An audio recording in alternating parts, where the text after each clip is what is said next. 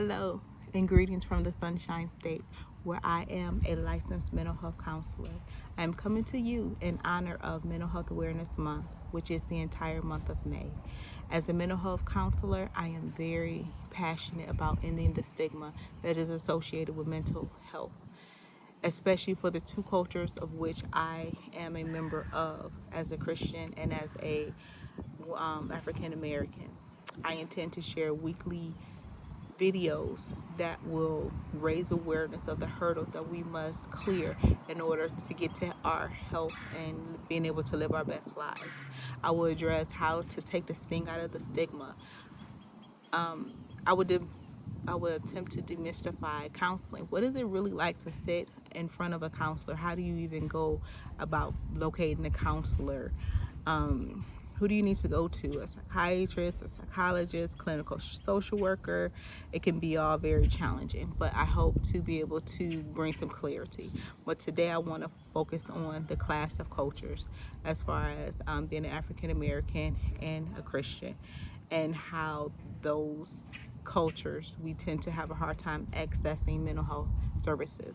So if you are encouraged, you like what you hear today, I would encourage you to please like, share, leave me a comment from this post. And also the first 50, I have some great mental health treats that I will be raffling off. So for the first 50 people who like, share, comment, I will enter your name into a drawing for some of these mental health awareness goodies.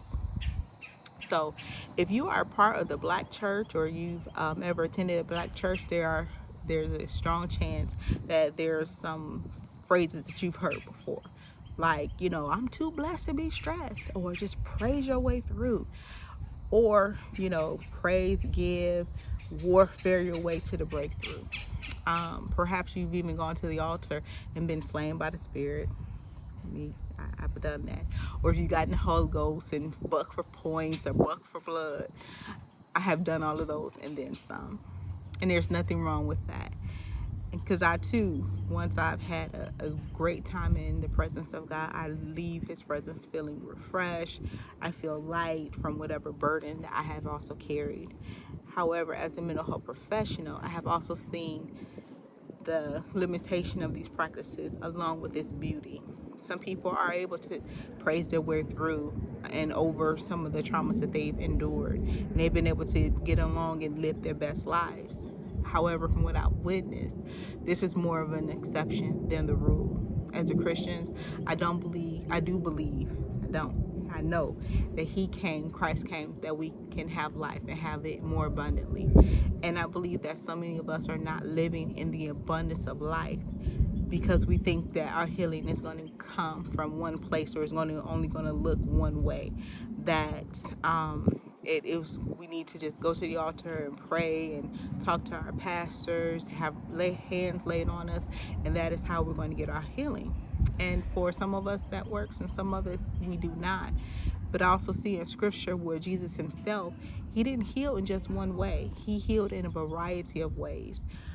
There was a man that He healed instantaneously at the pool of Bethesda.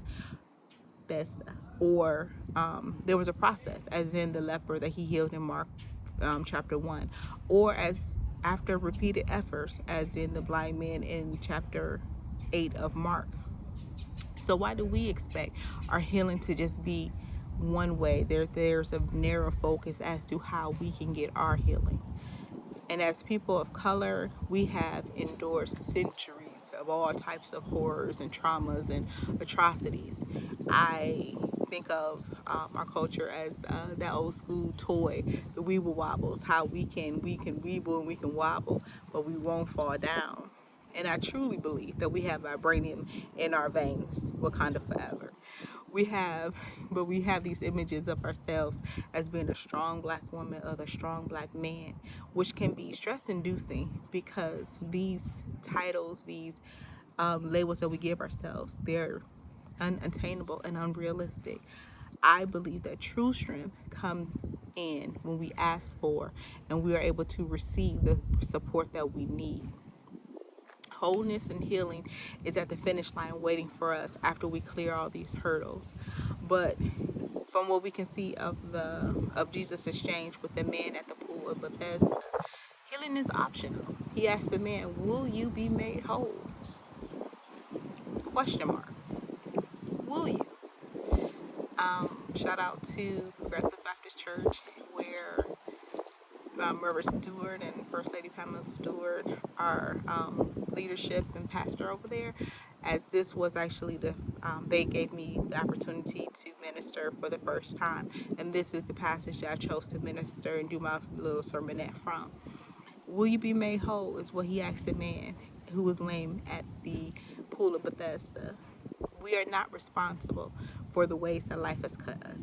We are not responsible for the traumas that we have endured, for the losses that we've endured, for the people who did not, for whatever reason, love us in the way that we are worthy to be loved. We're not responsible for that, but we are responsible for our healing, so that we do not bleed on people or situations that did not cut us, so that we are able to work through what we need to, so that we can get to that fullness of life, that abundance of life, living our best lives, however you want to slice it, so we can actually get there.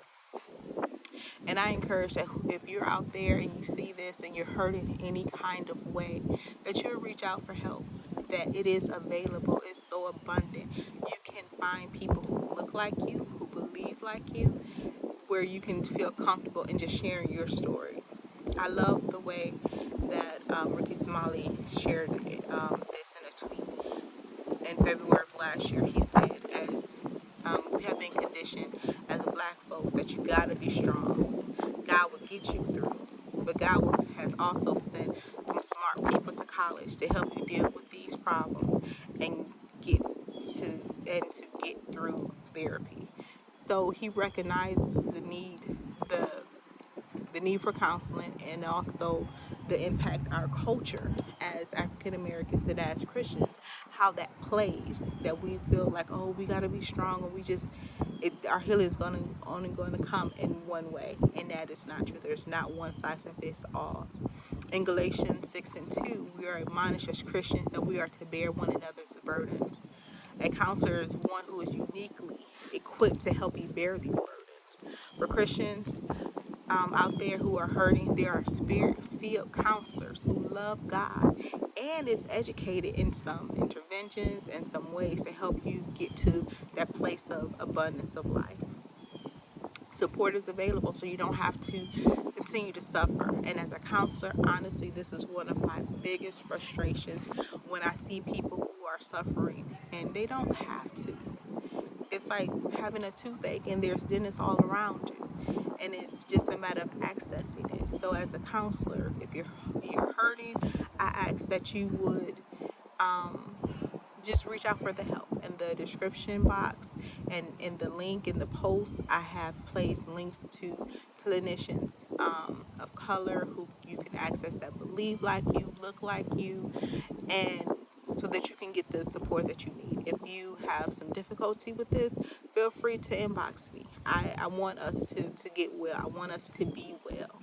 And help is available. And if you need some support in navigating that path,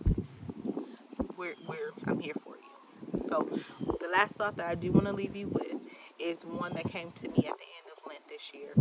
I have known for a while that I wanted to do this. So as I was going through Lent, I was chewing on some of the things that I wanted to talk about during these videos. And as I was processing the death, burial, and resurrection of Jesus, I realized that to receive help is actually Christ-like. And you may be like, okay, what does receiving help got to do with Christianity? Because, all we need is God. So what are you saying? Jesus was all God, and he was all man. He was truly Emmanuel. He was God with us. Yet, as I was thinking about the cross, I was reminded of Simon, a man from Cyrene, which is in Libya. At the point of Simon's entrance into Jesus' story, the narrative, he had been betrayed, he had been condemned to death, he had been beaten, and a crown of thorns had been placed on his head. And one of the last things that he needed to do was to carry his his cross to Golgotha. And so, because of everything that that had happened to him, he wasn't able to do so. And so Simon was commanded to help him carry his cross. Did you hear that? Did you catch that? The Son of God needed help. The Word in flesh who dwelt among us needed support. And he didn't say, oh, no, all I need is God. No, don't help me, don't help me. No, he graciously accepted that help.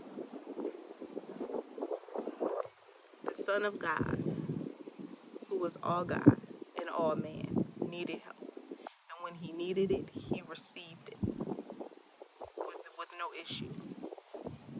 To be a Christian means to be Christ-like. So I just encourage us and challenge us to be Christ-like in all of our ways, including getting the support and the help that we need.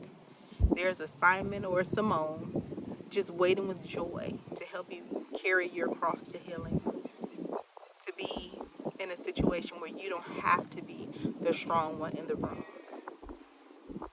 If you were blessed or benefited and encouraged by this video, I just ask that you would like it, share it, and leave a comment. Remember, for the first 50 people who share, like, and comment, your name will be entered into a drawing. I have also added, so this t-shirt came from a Poison Autumn event that I attended pre-COVID, and I've also added a link to one of the poet's pieces, which I just love, that I'm so encouraged and so inspired by, because he is a Black man, he's a Christian man, and he's talking about mental health. And so I just encourage you to take a few minutes. I promise you it will be well worth it if you take a few minutes and watch his video on mental health. So I just encourage you to just have a blessed week. I'll see you next week so we can clear more hurdles, and until we meet again.